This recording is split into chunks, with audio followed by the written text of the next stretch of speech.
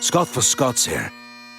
You ever want to grow new grass faster? Kinda like when you press the 2x playback button on your podcast so you can speed through episodes. Except at Scott's Turf Builder Rapid Grass, you're speeding your way from a thin and damaged lawn to a thicker, stronger one in just weeks. Bit too fast, maybe slow it down, okay. Let's just go back to normal speed. Get a bag of Scott's Turf Builder Rapid Grass today. It grows grass 2 times faster than seed alone when applied at the new lawn rate, subject to proper care. Feed your lawn. Feed it. This episode is sponsored by State Farm. Choices are great. Like with your podcasts, you get to choose what you want to listen to. And State Farm believes insurance should work the same way. That's why the State Farm Personal Price Plan helps you get the coverage you want at an affordable price and a policy that helps cover what you value most. Like a good neighbor, State Farm is there. Call or go to statefarm.com today to create your State Farm Personal Price Plan. Prices vary by state. Options selected by customer. Availability and eligibility may vary. The Purple Mafia with your host, Paladino Joey. Well, we'll see. The doctors would disagree, but what do they know? So let's just say that you'll pay me because it's in your interest to pay me. Is it worth it? I mean, you've won. Do you want to wipe everybody out? I don't feel I have to wipe everybody out, Tom. Just my enemies. That's all. My father taught me many things. He taught me, keep your friends close, but your enemies closer. These are wonderful things that we've achieved, and there's no limit to where we can go from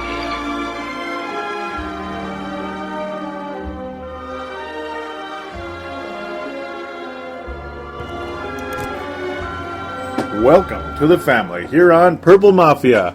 It is Monday, January the 16th, 2012. This is episode number 108 of Purple Mafia. I thank each and every one of you always for downloading and listening to this show. It means a great deal, indeed. I am, of course, your host, Joey Awajan, or Paladino Joey, as Dylan Richardson was so kind to introduce me at the beginning. Very, very cool indeed. Well, yeah, this was an unbelievable weekend of football, ladies and gentlemen. Oh my God, was it worth turning on the TV set this weekend to check out some football, some postseason football. Oh my God. Wow, unbelievable. What a run by everybody. I mean, the Baltimores, the Patriots, the 49ers, and the certain team wearing blue, white, red, white, and blue. Blue, red, white, whatever you want to say. Wow, what a run. What an amazing thing. Yeah, I didn't say a couple of colors. Yeah, no, I didn't, did I? No, I didn't say it. So, just who is that team that plays across the river, you know, that wears green and gold? Just who are they again? I kind of forgot. Who are they? Oh, that's right, the Green Bay Packers. Yeah, that's right, the Green Bay Packers. They went 15-1, and, they didn't even get to the NFC Championship game. Oh my God! That's right, the Green Bay Packers didn't even get to the NFC Championship game. Oh my God, that's unbelievable. I cannot believe it. Wow. Very, very, very, very amazing stuff indeed right there. Yep, the Green Bay Packers are done. Yeah, they're done. The Green Bay Packers are done. Who would have thunk it? Well, I guess somebody. It's, that's just amazing.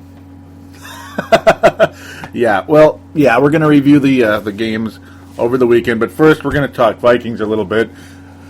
Well, the Vikings are finally going to be rid of Fred Pagac as of yesterday, the 15th. The defensive coordinator no longer will be Fred Pagac. Thank God. That's finally over. We got a couple of Twitter interactions and Facebook posts on the Facebook page for Purple Mafia. So twitter.com/Purple Mafia, Facebook.com/Purple Mafia Show, twitter.com/Purple /Purple Mafia show as well. But first and foremost, there is a call-in line, 209-736-7877. 209-736-7877. And we do have a call-in. Yes, indeed. Yes, we do have a call-in, which it is a voicemail. Do treat it as such. Mention which show you're calling in for, which is Purple Mafia. So, but, yeah. We do have a call-in, Sebastian Balls. That's right, Sebastian Balls, the name you've heard many, many times via the Facebook page, has finally called into the Purple Mafia show. Very, very, very exciting for me, and I'm sure for him as well. So you listeners finally will hear Sebastian Balls grace the airwaves of Purple Mafia here on episode number 108, and he joins now. Hey, Joey, I was just wondering, who would you take in free agency for some safeties? And would you put Cedric Griffin back there or not? I don't think I would. I mean, like, he's pretty terrible and all at corner, and I don't think he would have any improvement at safety at all.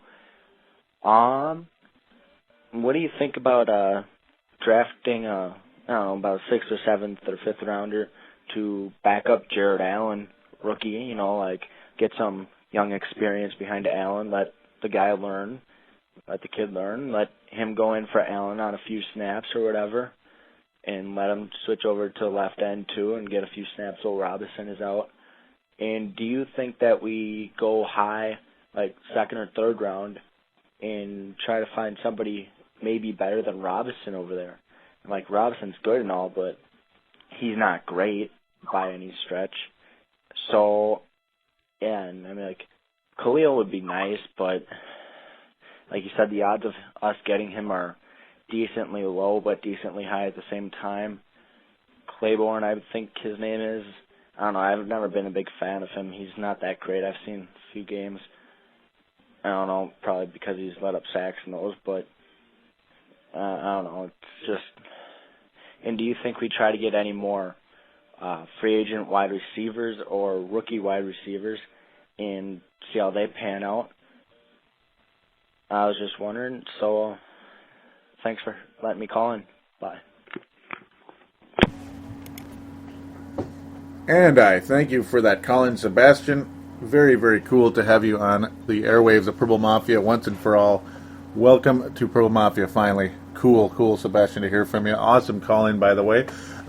Yep, lots of topics to get to there. Nosy out there, also out there that do have topics, and I'm sure you do. Don't be afraid to call in, nosy out there, especially you local guys like Tony Coleman and Brent Jacobson and others. Hey, guys, call in. It'd be very, very cool. But welcome, finally, Sebastian. Very cool to hear from you. Good topics. Yeah, Griffin at safety. I can understand your reluctance there about putting him at safety. It's like I was mostly commenting on the last show about how he was when he was drafted. They talked about he's kind of a versatile guy who can go from corner to safety, and the possibility exists. I mean, he's probably a better tackler than at coverage at this point in his career. That's why the thought was brought up. As for free agent safeties, well, yeah, that's a good topic to get to. I mean, there is LaRon Landry. It depends on how much is going to be made available, how much we can afford, and can we draw him here. Washington isn't exactly the most sexy place in the world besides us either, and Chuck's beaten them twice, so I can understand if LaRon Landry wouldn't mind leaving the Washington Redskins. So it's like, it's not no guarantee that he's going to stay over there in Washington, but we'll see how things go there. It's a possibility. He's probably going to demand a decent salary, though. Unfortunately, he's the number one safety available on the market at age 27. Devon Branch of the Oaktown Raiders looked on as another important one. Thomas DeCod of the Falcons. Michael Griffin of the Tennessee Titans. A lot of these guys are well under 30. Dwight Lowry, Jacksonville Jags. You know, there's guys out there. Oh, but listen to these sexy names. Hussein Abdullah. Well, then again, he's okay. He's okay. I mean, they might want to keep him. Brandon Merriweather is a guy on the Bears that I have liked. He's not perfect. He's been through stuff back and forth. He's certainly not perfect in any way, shape, or form, but he's a thought. You know, he's a thought. Tyrell Johnson is a free agent. Oh, goody. I mean, I got to think Johnson is gone. Abdullah, they'll maybe try to re-sign him depending on what's out there. Merriweather is a guy I would possibly look at. We'll see. Medea Williams is available now. Ooh, let's go get him, right? No. No, that's okay. Reggie Nelson of the Cincy Bengals, Byron Scott. I'm used to that name from the NBA. Excuse me. Yeah, Byron Scott. Lakers up as a player and all those other. Yeah, okay. New Jersey Nets, New Orleans Hornets, Cleveland Cavs. Yeah, okay, move on. There's pieces out there. There's definitely pieces out there. Yep, and I know you bring another wide receiver. You bring up the wide receiver. We'll get to that shortly. We'll kind of do this in order. Well, the whole thing about drafting a defensive end, 5th, 6th, 7th round, to help back up Jared Allen. We kind of tie these together when you talk about Brian Robinson, possibly a 2nd, 3rd round, looking for depth at the defensive end position. Well, right now, I think there's a lot. I think there's at least 3 guys that play defensive end that can, obviously Jared Allen's a superstar, but Everson Griffin has emerged of late. He's not bad. I wouldn't mind the 5th, 6th, 7th round thought there. We're going to amass several picks early. So, it's like you never know. Best player available. If he happens to be a defensive end, great.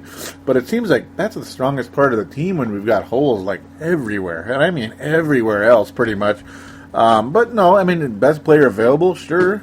If there's a suitable defensive end out there. See, because I got to think maybe Everson Griffin ultimately becomes a starting defensive end if he can keep his slate clean and continue to improve. And then Brian Robinson can be the kind of guy that helps back up one of the two. Possibly, maybe Robinson just backs up Griffin and you need another defensive end to help back up Jared Allen here and there.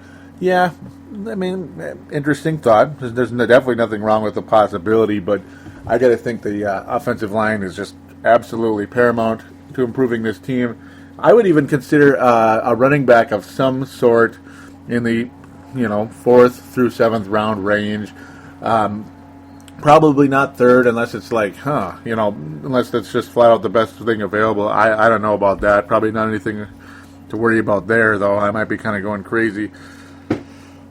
So first you talk about Claiborne and Matt Khalil. Yeah, it's kind of like a 50-50 thing with Matt Khalil. In a lot of ways, you're just listening to Paul Allen earlier today. It's like Khalil is like the perfect prototype left tackle for today's National Football League. How he's got super quick feet to kind of keep up with running plays and such, running plays and like line passing plays and all that. That he's actually really quick. So when somebody's trying to run, he's able to keep up with everything and continue to block with people. So in a lot of ways, Matt Khalil would be the ultimate fit. You're not a big fan of Chris Claiborne. Hey, you've probably seen more college football than me. I'm more of an NFL guy for obvious reasons, just keeping up with the Vikings and other NFL guys out there. I'm not a big college football fan, but any insight is more than welcome with that. I do watch it when I can, but not all the time, especially to check out blue chip players, So Chris Claiborne, we'll see how things go. I'm kind of thinking we're going to wind up with Khalil ultimately. It sounds like the possibility does exist that the Rams could take Claiborne or Blackman. So we'll see how things go. I think I made some type of mistake talking about that the Rams are probably going to take Claiborne. I was saying Khalil, but we'll see. It all depends on how they feel, really. Do they really think they want to take another tackle? Because there would be like 3 tackles they took in a short amount of time. So we'll see. And the possibility of moving, what's his name, to guard, I do believe. Dan Taylor brought that up last week and even was brought up in KFAN locally. Yeah. Could move Chris Johnson to guard. There's also some good guards available as well. That possibility is going to continue to arise. We'll get deeper into free agency as we get closer to it, but we'll get to the wide receiver thing here quickly. That's kind of where we close here with the call-in by Sebastian. See, wide receiver, there's always some very good names out there. The wide receiver free agent market is always juicy every single year. This year is no exception. In fact, this year might be about as juicy as it's been. You have Reggie Wayne, folks. Reggie Wayne is out there. We'll see what happens. It depends on, does he want to play with Andrew Luck or does he want to move on to another organization? Well, Andrew Luck or Christian Ponder. Shoot, I might want to stay in Indianapolis for that one. No, Peyton Manning or Andrew Luck. Wes Welker's available. I got to think the Patriots keep him. I don't think there's any doubt the Patriots will do everything they can to keep that guy. Gee, funny, he's doing great in a contract year. Imagine that. Vincent Jackson has constantly been a possibility. We'll see. He's good, but he's big. He's been kind of a pain in the ass in San Diego. I don't know. Maybe he'd fit in here, maybe not. He's obviously a very large individual. Deshaun Jackson is a very valuable player as well. Big plays and all such. Dwayne Bowe is excellent, though he had a disappointing season at some point. But he had a big... Actually, no, excuse me. He had a big year this year. He had a very disappointing season last year in his sophomore year. His third year, though, Dwayne Bowe looked excellent, of course, in a contract year. So, yeah, we'll see. We'll see. I mean, Kansas City will probably try to do the best they can to keep him. There's Marquise Colston out there, Marquise Colston of the New Orleans Saints. I mean, the list just goes on and on. That's a guy I would love to have here. Steve Johnson of Baltimore, another one. Robert Meacham, New Orleans. Robert Manningham. Mike Wallace is restricted, but boy, oh boy, would that be a nice one. I got to think Pittsburgh is going to keep him. Chicago has some okay ones and some bad ones. Roy Williams is going to be available. Big deal. No one likes him. Pierre Garçon of the Indianapolis Colts has been brought up as a legit possibility, believe it or not. Doesn't excite me as much as other people. Oh, Earl Bennett, I kind of like him a little bit. Of the Viking free agent receivers, Devin Aroma, Shadun Bernard, Berrien, and Greg Camarillo, I would like to keep Devin. I'd like to keep him as like a third or fourth option at the receiver position. That would be kind of cool. It wouldn't kill me. Jericho Cotchery. that's another name. I don't know. I don't think anybody really cares about that one. We'll see how things go, though. I mean, it's a beautiful, juicy free agent market for wide receivers.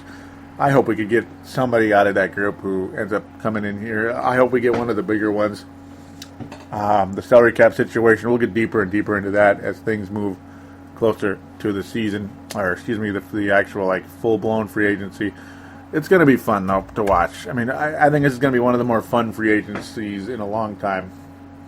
Last year was pretty damn boring. The year before that was boring. 2009 was really boring until we got Favre.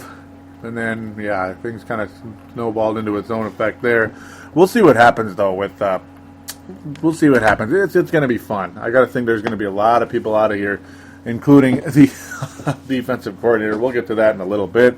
We're going to move to the Facebook page, facebook.com/Purple Mafia Show, facebook.com/Purple Mafia Show. The Twitter is usually more when there's games going on, so we'll get to that later. The Twitter will be in the next segment. We're going to go to break after we do the Purple Mafia section and talk about Fred Pagac a bit. Tony Coleman talks about the Green Bay Packers. The Green Bay Packers offensive coordinator. Yep, the son of his offensive coordinator. That's no good. No, it's not. And, we're going to give him a moment of silence. He was found drowned, the son, only 21 years old. Michael Philbin, that is a definite shame. So we'll give him a quick moment of silence.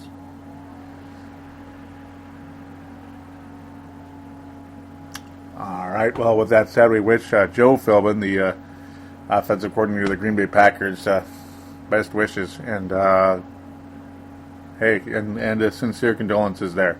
Definitely. So, there was talk about the Purple Mafia show. There was a mix-up. So, I do apologize to those of you out there about the mix-up. Tony Coleman talking about saying, hey, dude, there was a mix-up. The file that downloaded was labeled as Purple Mafia, but it was actually an episode of The Chief Zone with Farzin Vasugian.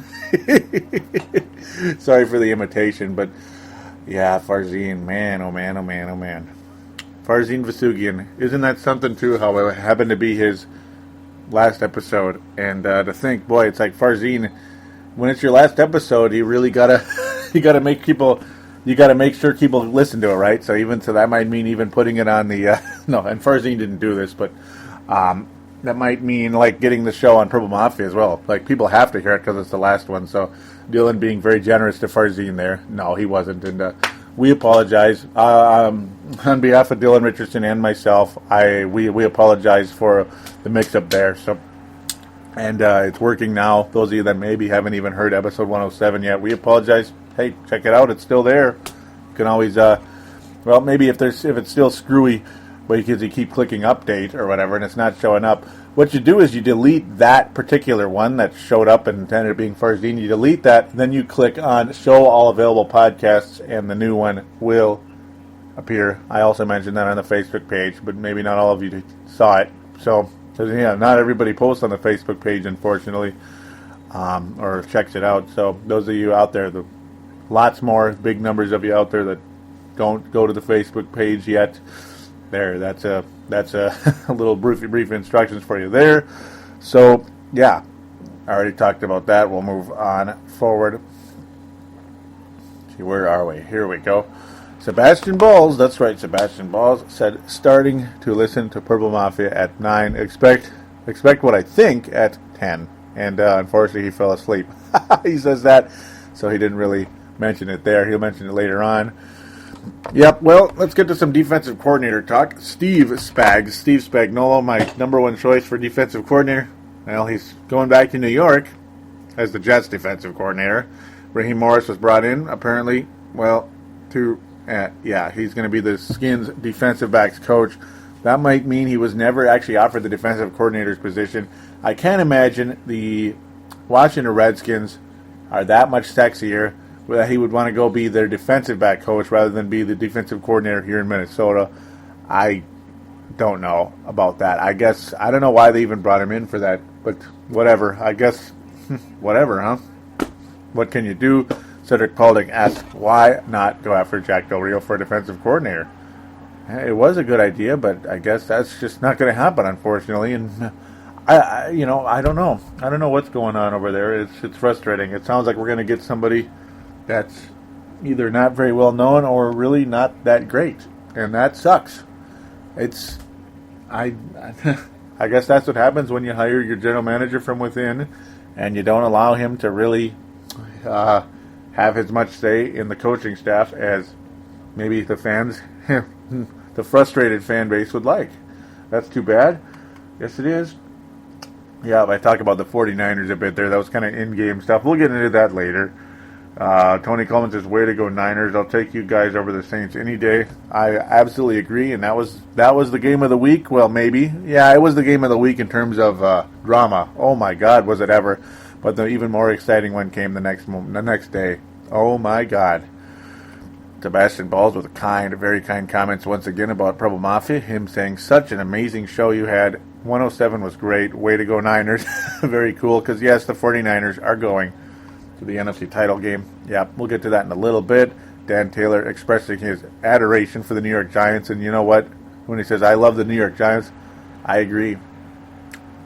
That is a very cool football team. We'll talk about them more in the next segment. But New York Giants, man, I'm telling you, that's a football team, folks. I mean, I hated the Giants. The what was his name? Jim Fossil, Kerry Collins, all those dorks and that were there about 10 years ago that beat the Vikings 41-0. I hated that team. I hated Jim Fossil. He was obnoxious. Oh, he was a jerk. I was so glad to see him get fired and that the whole kind of group of players to move on. Jason Sehorn, all those guys. To see this new team, oh my. I mean, this team that kind of started to kind of take shape around 2006 into 2007 especially. Really 2007. But 2006 I kind of liked him a little bit. And for some odd reason I started liking the Giants in 2007. And then, wow. And then I kind of realized why. As the postseason continued that year, the way they took out the Green Bay Packers. I mean, yeah, I like this New York Giants team. I do. I like them when they don't play us, but I like them a lot, and they have buried the Packers' dreams twice, folks. We're going to get into that later before I get too far ahead. Tony Coleman expressing his excitement about the Packers deal. In fact, I should almost wait. I should wait. Yeah, I should. I should wait, and I'm going to wait, really, to be honest. Let's get to Fred Pagac, because that's too much. I'm getting too much into the playoffs right now when this isn't even supposed to be the playoff segment. So we'll get back to that in a bit.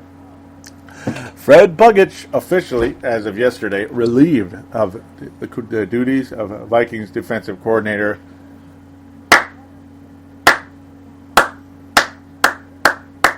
Finally, yes. And again, I'm not trying to wallow in somebody losing their job, but, and I'm sorry, Fred, I don't know if I highly doubt he's listening, but if just in case he is, or somebody that knows him is listening, hey, I'm sorry, but it didn't work. It didn't work. When you got players basically refusing to cooperate with your schemes, it's just, it's not going to happen, and we have to move on, unfortunately. We have to move on. Clearly not qualified for the position that the Vikings have. Excuse me, I don't know why. Yeah, the Vikings have officially offered him the linebacker coach position, to return to the linebacker coach position, which he did held pretty well from 2006 to 2010. So all the way through the Brad Childress era, Fred Pagac has been the linebackers coach. Boy, the linebackers stunk this year, by the way, didn't they? Under Mike Singletary, who was supposed to be who was a head coach last year. He went all the way down to linebackers coach. Wow. But we'll get into him in a second. But it just, it didn't work. We'll see what happens. There's no word as to what's going to happen there. I've not really seen that happen very often where a guy accepts a demotion. Maybe he will, maybe not. The Twins general manager did. That was very surprising. He did, to become like an assistant general manager of the Minnesota Twins when they fired him and kind of dropped him down. We'll see what happens at Fred Pagac. Who knows? I mean, it's still a job. You're still a assistant coach with the team. We'll see. It depends on his ego and how he thinks and all that stuff, and maybe if there's other offers somewhere else that he might appreciate somewhere else to kind of start anew. Who knows? Maybe the linebackers will improve. That also does raise the question, is Mike Singletary being fired? Is he being promoted? Or is he just flat leaving? I have nobody's really sure right now. Honestly, is he being promoted to defensive coordinator Mike Singletary? I kind of liked him as a head coach, but then it's like, yeah, when you look at the 49ers with Mike Singletary as head coach and Mike Singletary leaving as head coach, and you see where the 49ers are today, jeez. I don't know if you want Michael Singletary to be the defensive coordinator. I'm not sure. I'm really hating what I'm seeing right now when it comes to the Vikings defensive coordinator position. Outside of getting rid of Fred Pagac, it doesn't look like they're really looking to make any type of splash here, and that's very, very, very, very unfortunate. It is. Oh yeah, I don't know. They talk about here in the Yahoo article, Gil Alcaraz IV. That's an interesting name. Gil Alcaraz IV. He is a Yahoo columnist of sorts. We appreciate that. We're citing him for this article and the information here. So, yep, Buccaneers is going to, Raheem Morris, of course, is going to the Skins. Spagnuolo is going to the Jets. Defensive coordinator of the Jaguars, Mel Tucker, is a possibility. Defensive line coach Joe Cullen, none of that has happened. Yeah, it's getting weird. The Vikings are looking at possibly the interim head coach of Miami, Ted Bowles. Philadelphia defensive coordinator Juan Castillo. We'll see. It really isn't looking good. A lot of people are wondering what the heck is going on. A possibility brought up in the Star Tribune today is, isn't it exciting? It's a former Indianapolis coach. Unfortunately, I believe he's actually still the current coach. I'm not really sure where to go with that. Unfortunately, I'm just not. And, oh goody, isn't that exciting? It's apparently that guy's Alan Williams, currently the defensive backs coach in Indianapolis. Oh goody, that's really exciting. Yeah, Todd Bowles also, we're talking about that as well. We'll see. He's even possibly interviewing for head coaching positions in Oakland and Miami. Yeah, we'll see what happens. He took over for Tony Sparanos in mid-December. Tony Sparanos, the guy who unfortunately has to wear sunglasses for the rest of his life because of his eyes were hurt pretty badly with hot grease getting into his eyes when he worked at a fast food restaurant long ago in a galaxy far, far away. So do feel for that guy, but totally off topic there. Wow. Jason La Canfora of the NFL Network, by the way, was the one that reported Alan Williams. And, of course, the Star Tribune cited here for the article in general, that being Mark Craig of the Strib of the Star Tribune. Alan Williams, well, okay. Well, I guess a lot of us didn't necessarily know all that much about Mike Tomlin coming in. The good news is that, this guy, Alan Williams, does want to incorporate the Tampa 2, which was exactly what Mike Tomlin did as well when he was the defensive coordinator for the Minnesota Vikings. That was pretty successful stuff. He goes to Pittsburgh Steelers, and 2 years later he's a world champion, and that team has been a competitor ever since. Yeah, good stuff. So they're talking about possibly doing the Tampa 2 next year with, that's what Leslie Frazier is looking to do with the defense next season. So, maybe it's a wonderful upgrade. I hope so. I don't know much about him. We'll see. I mean, you don't always know much about anybody. Also, a little bit of news regarding defensive coordinators out there. Greg Williams sounds like he could be joining Mike Fisher. Yeah, right. Jeff Fisher in the newly hired Jeff Fisher of the St. Louis Rams could be hiring Greg Williams as the defensive coordinator. Greg freaking Williams could be leaving the Saints to possibly start anew in St. Louis. That's interesting. Maybe Greg Williams is bored now, thinking, hey, we're never going to win another one. Well, the Packers didn't even win, so you never know. I got to think the Saints are still a legitimate possibility to make a Super Bowl run yet again. But hey, if they don't, good riddance. Good frickin' riddance once and for all to the New Orleans Saints if that ends up being the case. So, speaking of the Saints, speaking of the postseason, we'll be right back. We are going to talk postseason football right after this.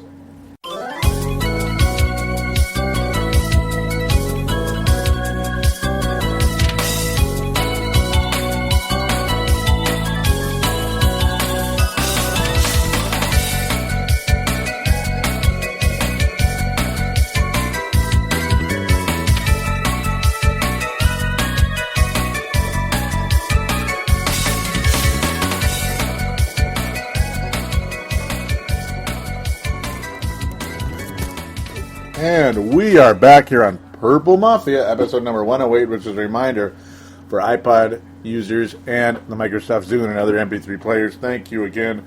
Welcome back to the show. Let's talk about something more fun. I'm going to say something mean right now, but I have to say it. I know I'm the host of Purple Mafia, and I know the Vikings are our team, but let's talk about something less depressing and less boring right now as the Minnesota Vikings. And let's talk about one of the most exciting playoff weekends in history. I mean, this was a fun weekend. And you know what, folks? Minnesota Viking fans have all the reason in the world to feel better right now about themselves. And it's not just because, we just want to, tear down people's dreams and all that stuff. Well, what did these SOBs do to the Minnesota Vikings when we lost the NFC Championship game in 2009? Why in the Sam Hill should we feel any sympathy?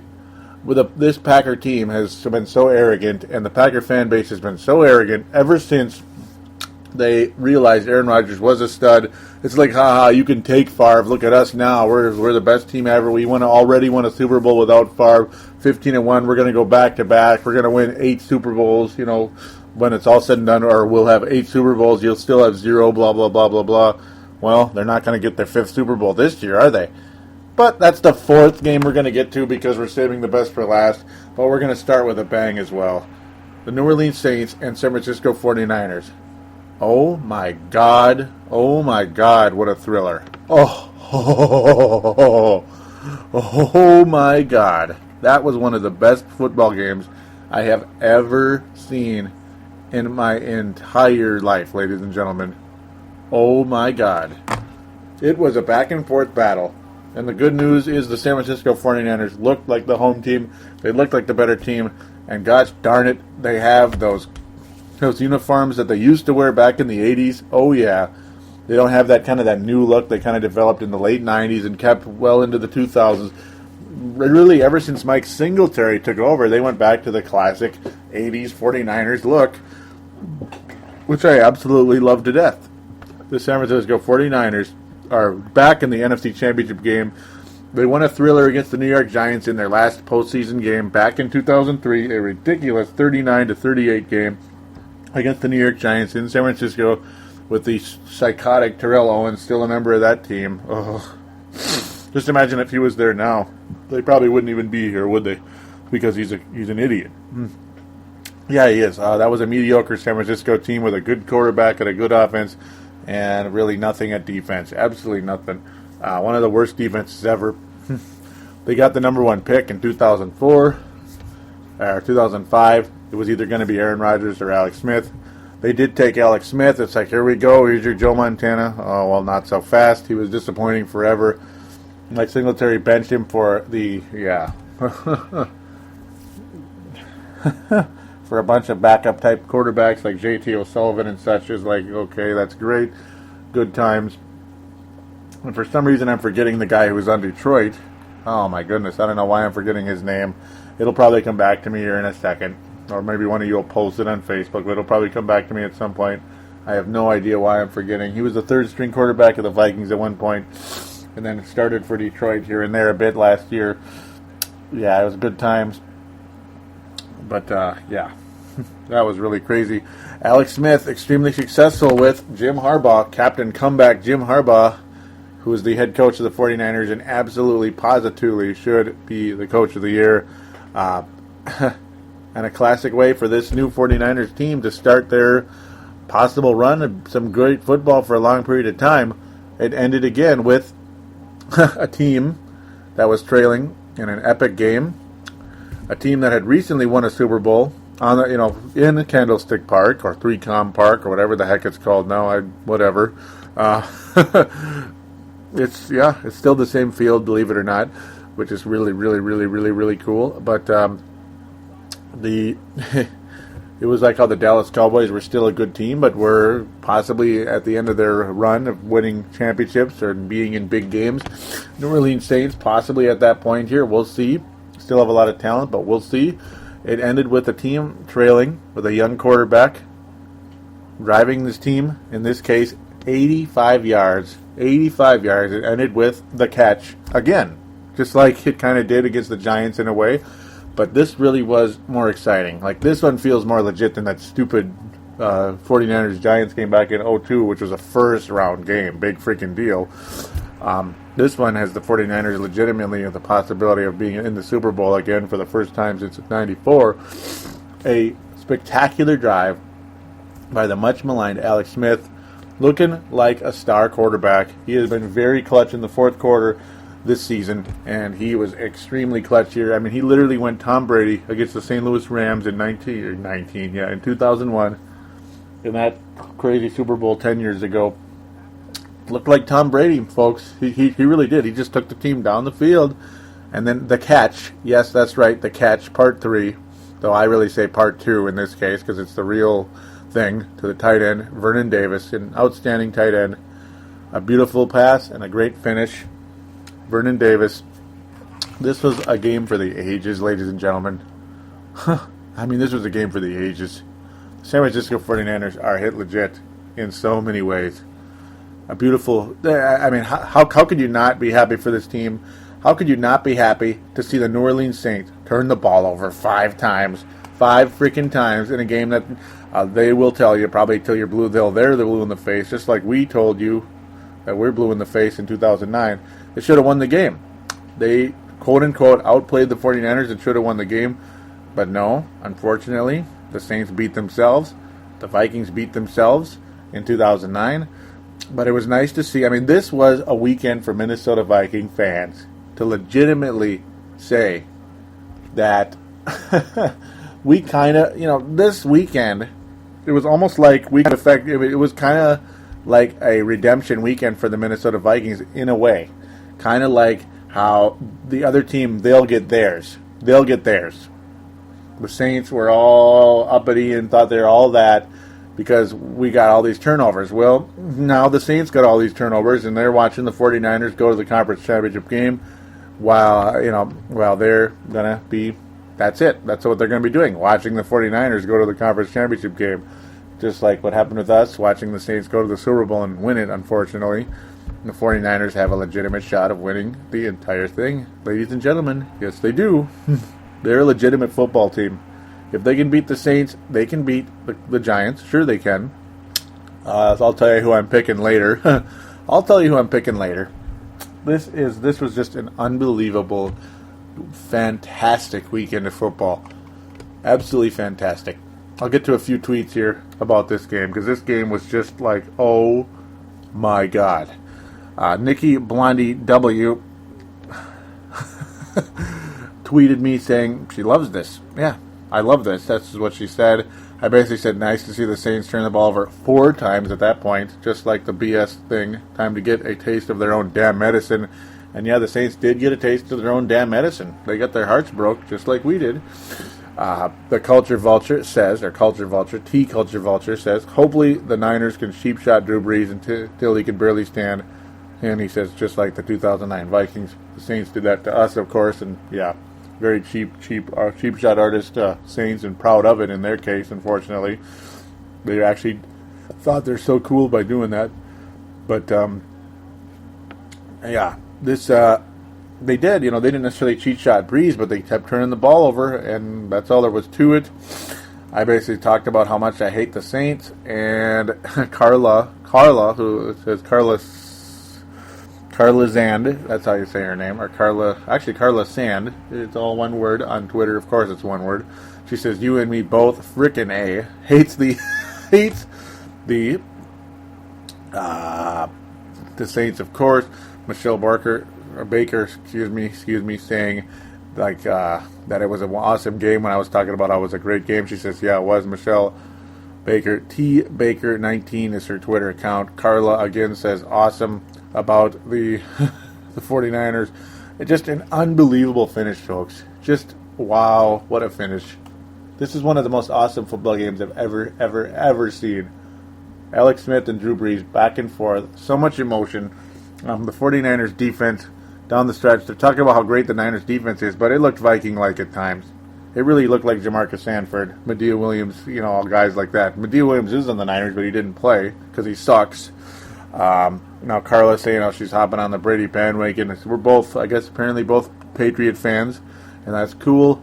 The Daily Norseman saying he's heard of Purple Mafia now. Very cool. Thank you, the Daily Norseman, which is, of course, the, they're like the main blog website for Yahoo and the Minnesota Vikings, for the Vikings on Yahoo. The Daily Norseman. So if you're listening, great website, great stuff. Thank you for the follow on that case. The Daily Norseman, great website. Of course, a lot of you probably know it from Yahoo.com, the Vikings section of that.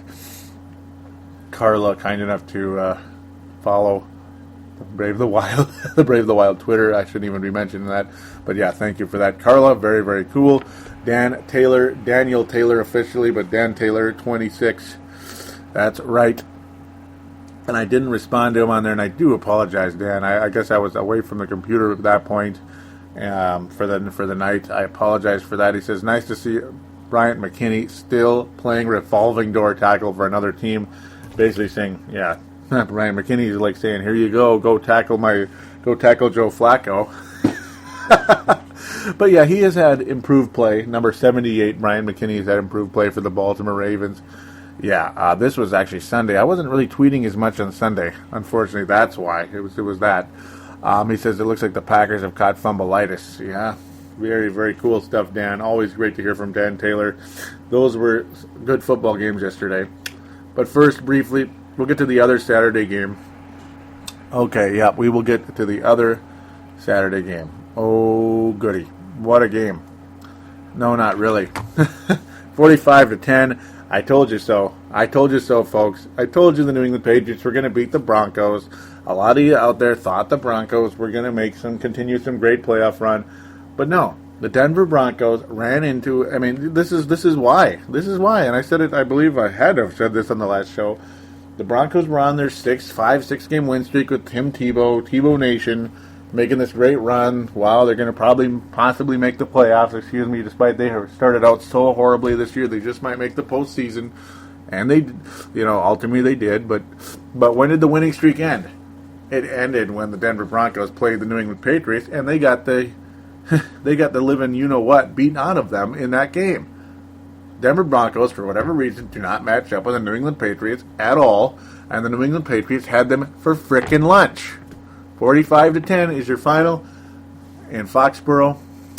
A team that legitimately looks like they could be right back in the Super Bowl again and could finally get their 4th Super Bowl championship with Tom Brady, Bill Belichick, Deion Branch, guys like that, Wes Welker, all those dudes. Kevin Falk will actually get his 4th ring along with, I believe, Falk. I don't think Branch was there for, well, no, Branch was there for all 3 and then he left. Yeah, that's right. I mean, I'm surprised the Patriots didn't win the Super Bowl last year, quite frankly. I actually am. I think they could have beaten the Packers. I think they should have beaten the Steelers, but they couldn't get past the Jets for whatever reason, and they couldn't get past Baltimore the year before. We'll get to that again. History does repeat itself way too much in football, especially in the postseason. Yes, it does. But, it's one of those deals. The Patriots didn't have to play Denver twice in the regular season. If you beat a team twice in the regular season and you play them that cursed 3rd time, yeah, that can get you. Vikings took out the Packers in 2004. The Bears took out the Vikings in 94. I mean, stuff happens, folks. It happens more often than people think. But the Patriots took care of business against those Broncos, and that's about it. I mean, Tom Brady's having a phenomenal freaking year, and there's no reason to believe that any of these 4 teams, the Giants, the Niners, the Baltimore Ravens, and the New England Patriots, cannot win the Super Bowl. There's no reason to believe that any one of those 4 teams isn't a legitimate, deserving champion team when this is all said and done.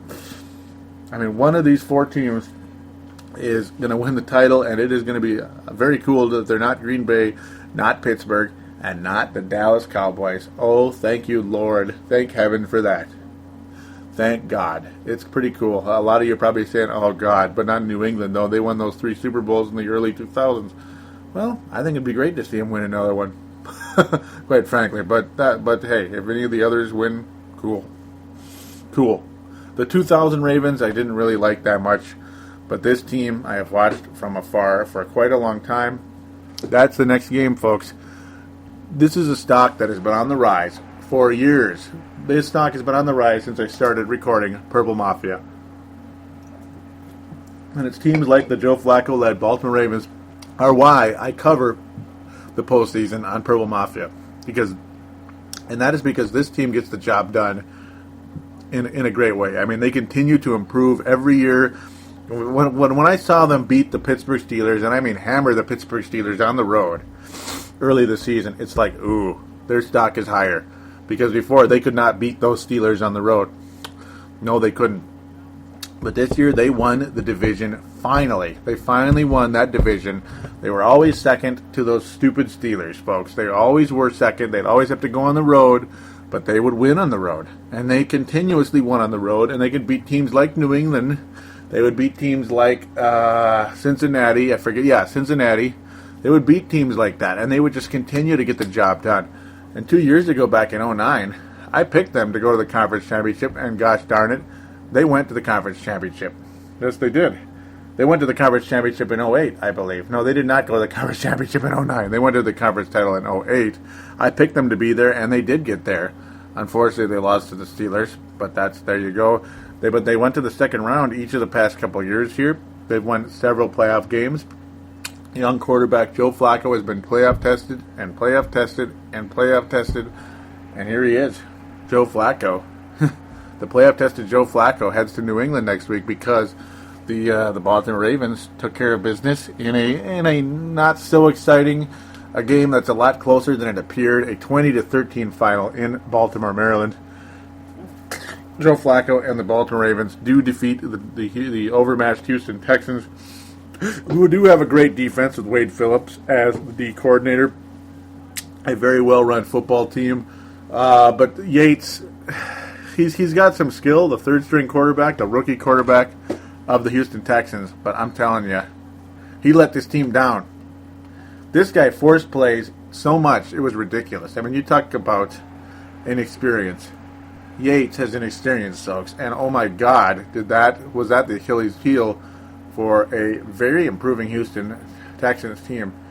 It does make you wonder. It really makes you wonder if the Houston Texans had Matt Schaub as the starting quarterback. Just how successful this team could have been in the postseason. What would their record have been? I mean, they finished 10-6 with the fifth seed, excuse me. Would the Houston Texans have? No, they were the 6th seed. No, they were 5th because of Cincinnati. But would the Houston Texans have?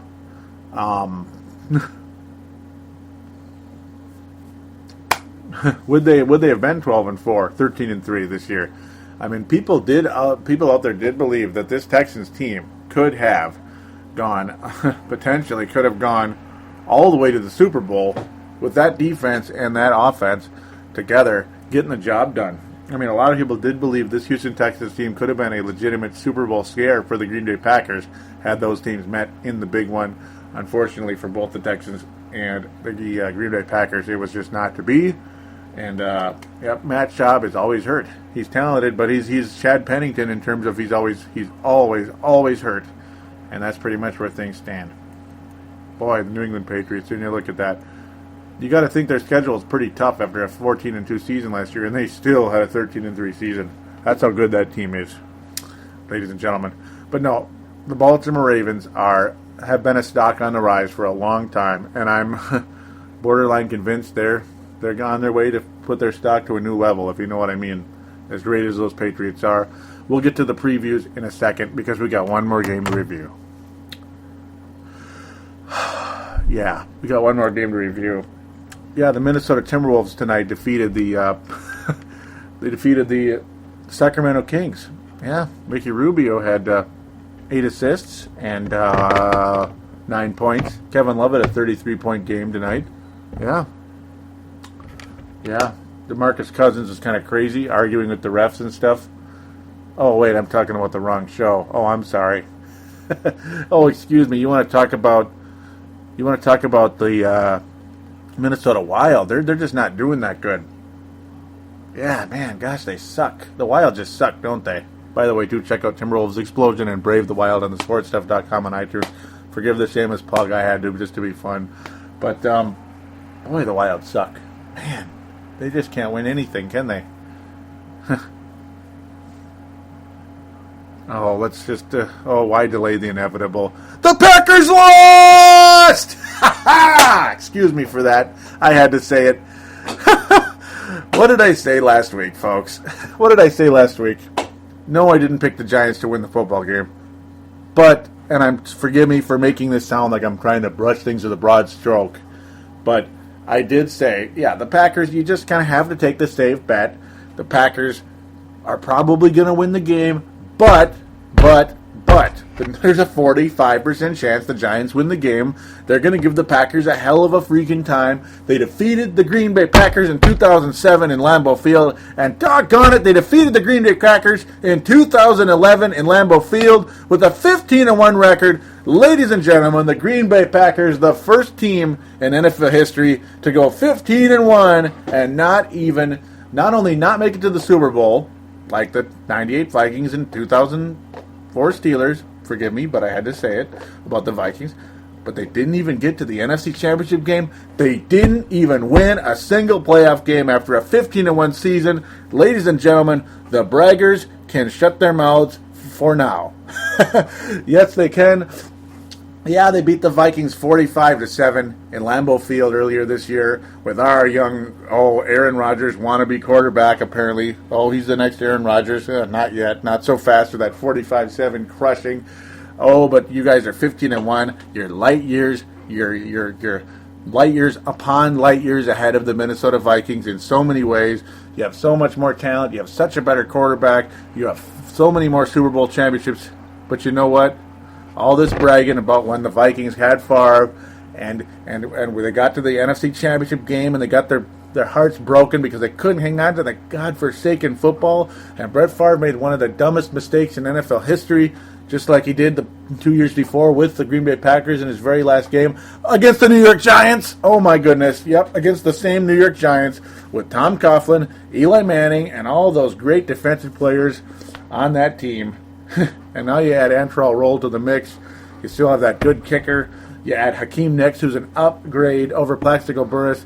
Why were the Giants 9-7 this year? I have no idea. This is a talented frickin' football team. There is no reason to believe the New York Giants couldn't beat the Packers in Lambeau Field because, gosh darn it, they know how to do it. They're playoff tested. They have a championship. They have as many rings. This team, with Eli Manning and such, have as many rings as the Aaron Rodgers group of Green Bay Packers. They're the exact same type of team where they went on that road victory win, but they could not, for some reason, win at home when they were 13-3 and 0-8. Couldn't get it done. And gosh darn it, the Packers, as the number one seed, could not win at home against the New York Giants because they are a playoff-tested football team. Oh, yes, they are. Just like the Packers became last year. The Giants have done it. The Packers have done it. But here's the thing, folks. In the head-to-head matchup, the New York Giants have been proven to defeat the Green Bay Packers on the frickin' road, despite the fact it's cold or whatever, which it wasn't that bad yesterday. It was only 30 degrees versus like 0 last time in 07. One of the most awesome NFC Championship games of all time. Regardless of who won that game, it was awesome. But, oh my. A 37-20 destruction of the Green Bay Packers. You know, the Giants beat the Vikings 41-0 in the NFC title game in 2000. Yes, they did. They went on to get crushed by the Baltimore Ravens, which could happen again this year. We'll see. That's a legit possibility. That could happen, that those two could be in the big one. But, boy, oh boy. Boy, oh boy, folks. Boy, oh boy, folks. This New York Giants team is the real deal. Yes, they are. They absolutely are the real deal. They are so playoff tested. They know how to play, and they got it done. And no, I'm not in love with the Giants. I'm in love with the whole group of 4 teams in the conference finals. I mean, this is going to be fun. And no, I'm not out there trying to just, say everybody's so great here. But, hey, it's just so refreshing to not see Green Bay, Pittsburgh, or Dallas in these games. It is so awesome to see that. It really is. Or the Saints, yeah, not the Saints either. I didn't want to see them. I don't think anybody here in Minnesota did. But this Giants team knew how to get the job done. They forced the Packers into turnovers. They forced them into submission. Packer players like A.J. Hawk were saying, well, including the coach, we never saw this one coming. Really? You never saw this one coming? You know, there might be some different players on these teams, folks, but there are several similar players on the same team. And yeah, Aaron Rodgers is not Brett Favre, and well, he made mistakes just like Brett Favre. Yeah, he did. Aaron Rodgers can make mistakes, and he played kind of like the 2009 Aaron Rodgers. Talented, but made mistakes when it mattered, unfortunately. Yes, he did. The 2009 Aaron Rodgers, not the 2010 Aaron Rodgers, which just went all the way to won the Super Bowl.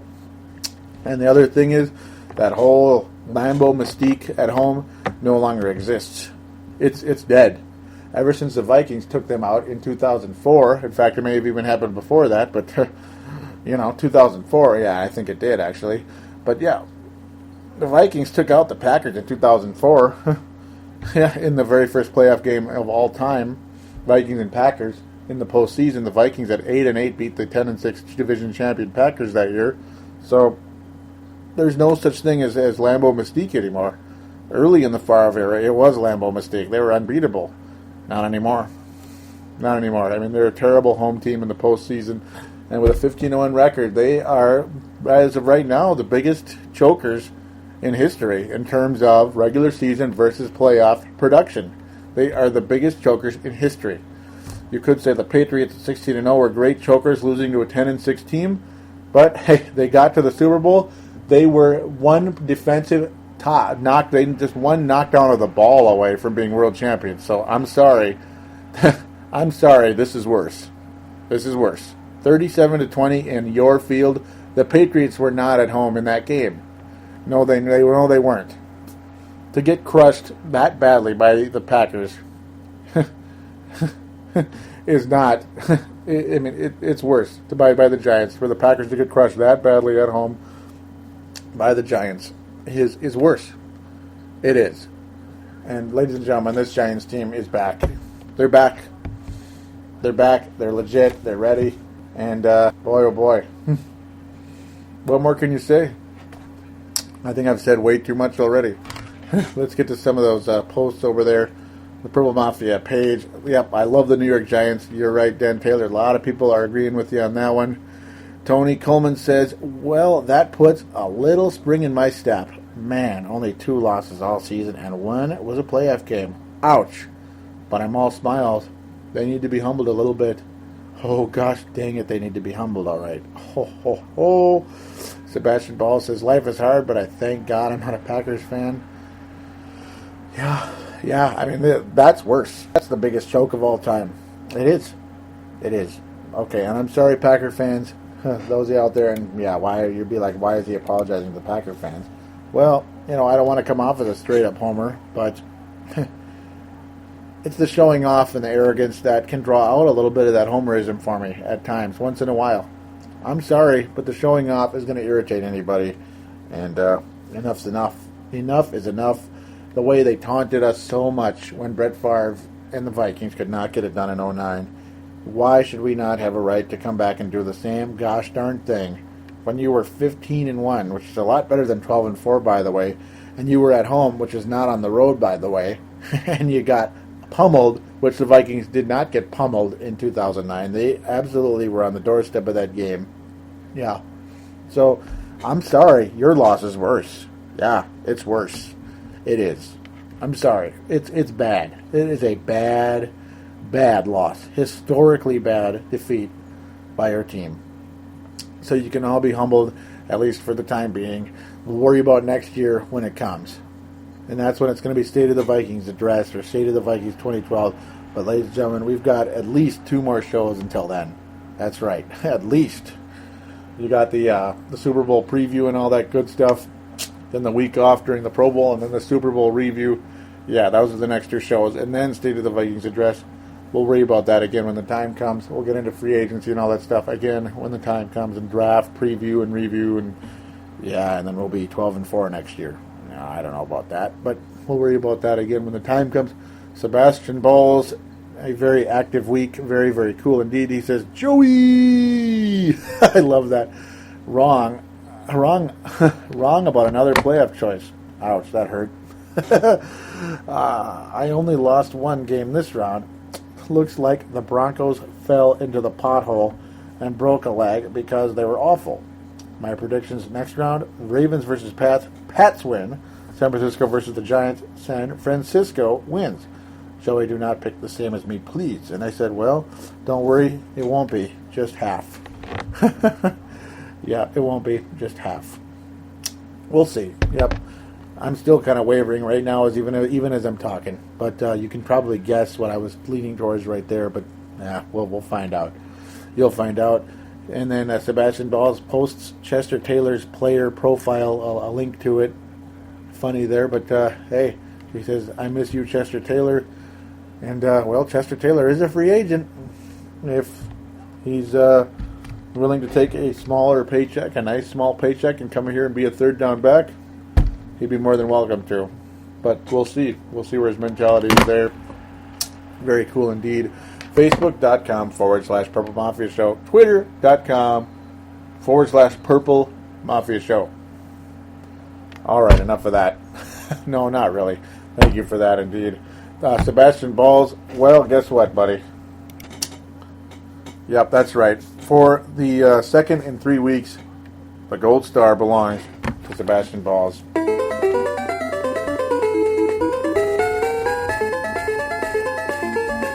Yeah, great calling and great posts. Hey, thanks again for that, Sebastian. Very, very cool. Welcome back to that category. Those of you out there that haven't been posting, hey, come back. Let's talk about the playoffs a little bit. Talk about free agency. Come on, guys. Anthony Batista, Cedric, all you guys out there, Brent Jacobson. There's so many out there. So many out there. Neil, heck, even Dylan. Dylan Richardson, of course, the executive producer of thesportstuff.com. Hey, post something up there. You're more than welcome. Call into the show, 209-736-7877. All right, well, there's 2 games next week. There's 2 games next week. Man. Which one do you want? Okay, we'll go with the AFC game first. The AFC. Well, as of right now, if I was going to stick to my predictions, the way they were supposed to go with the Baltimore Ravens going to the Super Bowl, right now I'd have the Baltimore Ravens winning the championship with Green Bay out of the way. And I was pretty much saying that before. Boy, this past week, I can't help it, folks. I have to change it. I have to. There's two teams right now. There's two football teams. In fact, you could even say, there's two football teams right now that are telling me to change those predictions a little bit. And you could probably guess who they are. Yeah, you can kind of guess who they are, can't you? The New England Patriots, and again, I'm sorry, you guys are probably thinking, oh God, here we go, the Patriots again. Come on, Joey, you got to be kidding. But the New England Patriots played extremely good football against those Denver Broncos. They're on fire. The Baltimore Ravens are a very, very tough matchup for the New England Patriots, however. This is a really, really, really, really tough game to pick. It's, it's almost like I have to pick the Ravens, A, to stick to my original guns, B, to stick to, hey, the matchup. The matchup is bad. The Ravens weren't that impressive against the Houston Texans, though. They really weren't. You got Ed Reed with a rolled ankle. Luckily, that came up negative, but boy, he looked pretty hurt. Man, it's tough. It's tough. I mean, the Patriots, are they finally due to get back to the big one? Are they finally going to go back to the big one? I mean, they've had a really, really tough time winning playoff games. They finally won a freaking playoff game, and it was against a far inferior team. Did they just did they just squash a mosquito with an axe? Or are they really like an unbelievably hot team that's ready to kick some major butt? It's so hard to say at this point in time. It really is. I mean, if I have to stick to my guns, it's Baltimore. Yeah, absolutely going to win the game. Boy, I'm having a really hard time with this game. I really am. But right now, the momentum right now tells me we are going to see a rematch of 2007. And there I said it on the air. We're going to see a rematch of 2007, ladies and gentlemen. Yep, the Giants and the Patriots return to the Super Bowl. The Giants are going to outlast the San Francisco 49ers in an awesome, awesome football game, and I think the Patriots will do the same with Baltimore. In fact, the Patriots might actually have a fairly convincing victory in New England. Believe it or not, they just might. It might be something like, I'm going to go with 31-21. New England is going to find a way to beat the Baltimore Ravens because that offense was just, it wasn't impressing me that much. Now, the Patriots defense is nothing like the Texans defense. I may regret the living crap out of picking this, but I mean, I've got this feeling right now that we're seeing 2007 all over again. I really do. I really do right now, folks. Something special about this weekend told me that. There's no reason for me to believe the Giants can't beat the 49ers. Then the 49ers may very well take care of business, and they're more welcome to do so. They're a very, very good football team. Not trying to brush things with a broad stroke, but yeah, I'm just saying all four of these teams deserve to be in these games, and all four of them deserve to be in the Super Bowl, and all four of them deserve to win the Super Bowl this year. These teams earned the right to be where they are. I mean, nobody's lucky here.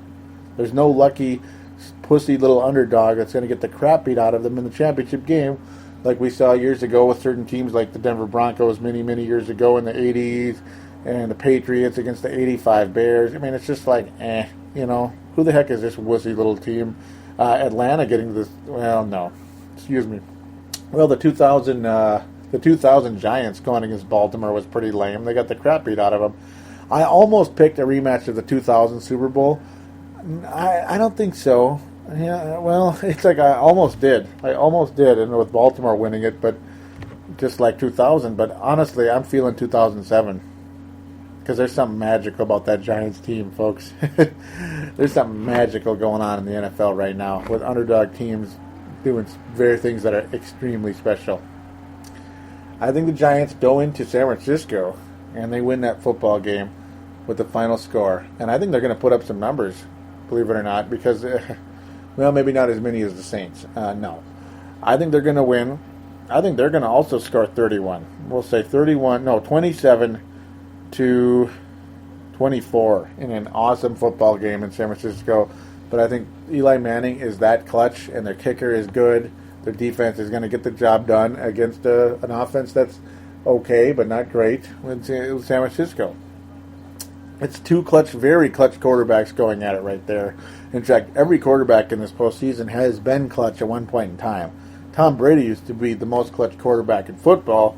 The last 2 years he hadn't been, but I've got a sneaky feeling this Patriots team is finally going to get over the hump and get back to the big show. Finally. I mean, my gut feeling would think Baltimore in the past would win this game, but there's something going on with those Patriots right now. I think they're going back to the Super Bowl. I think they're finally going back to the Super Bowl.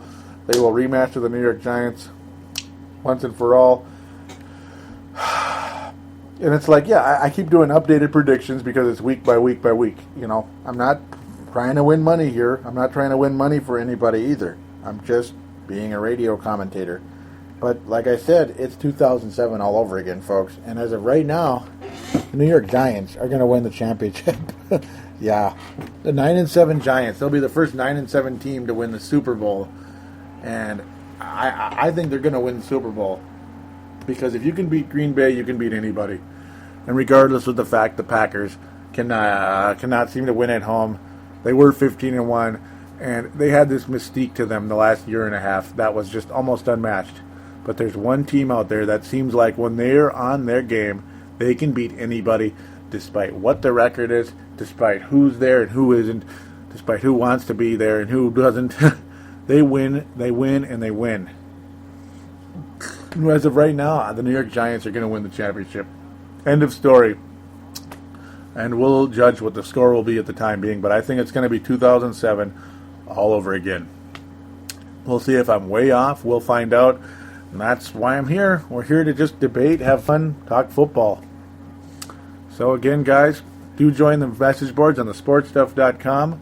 We'd appreciate that also very much. Click on the button that says TSS Boards, and then click on that button that says TSS Boards, click register, join the message boards. It'll be oh so terrific. The forums are split up into divisions. There you go. Talk about that. Facebook.com/Purple Mafia Show. Twitter.com/Purple Mafia Show.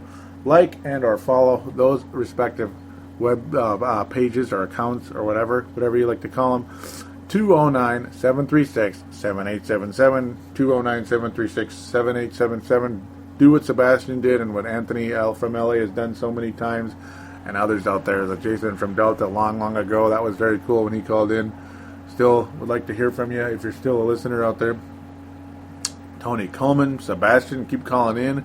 Brent Jacobson, boy, I miss hearing from him. Oh, somebody new out there that I've never seen on Facebook or Twitter or anything. Call in. Or maybe somebody that I have seen on Twitter that I didn't really think about that you're going to call in. Somebody new, call in. That'd be cool. Yeah. All right, well, with that, we're going to wish you a great week. We'll be back to review the NFC and AFC Championship game and preview Super Bowl number 46. Until then, we're bidding adieu once again. Take care, everybody.